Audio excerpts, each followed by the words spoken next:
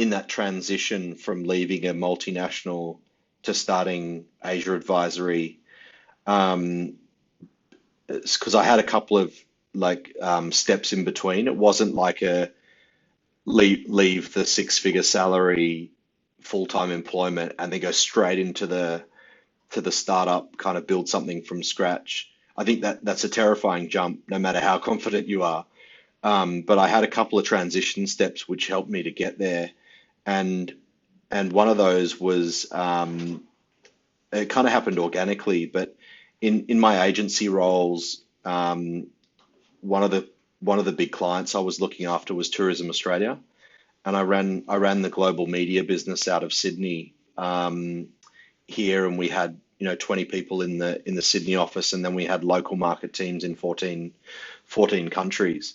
So I was traveling a lot, and that was kind of a pretty fun kind of corporate job.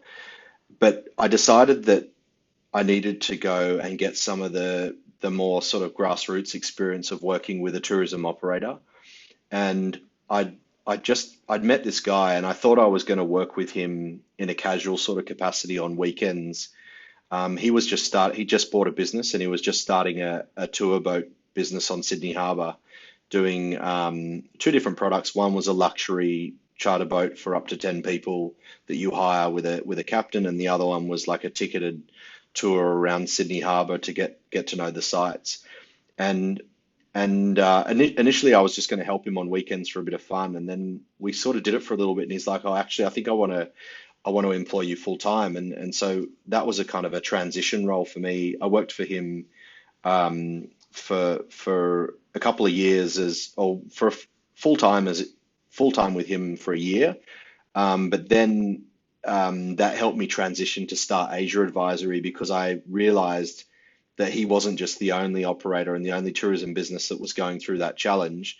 I said, okay, well, I'll use him as a foundation client, and that gives me the certainty of having some revenue, because I know I've got a regular monthly work list with him, and then I'll use that to then go to other clients to get support and to for business development to try and get extra client revenue in the door. So I guess I was kind of lucky in that I had a smooth stepping stone transition from a corporate role into the startup.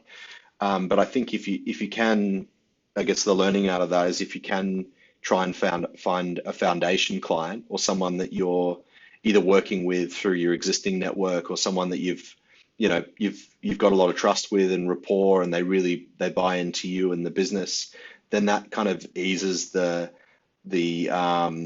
loneliness factor of going out and starting it without having any clients, or without having any guaranteed certainty on revenue and income. So that's probably the solution around that. I was just lucky that I had that stepping stone sort of thing in between.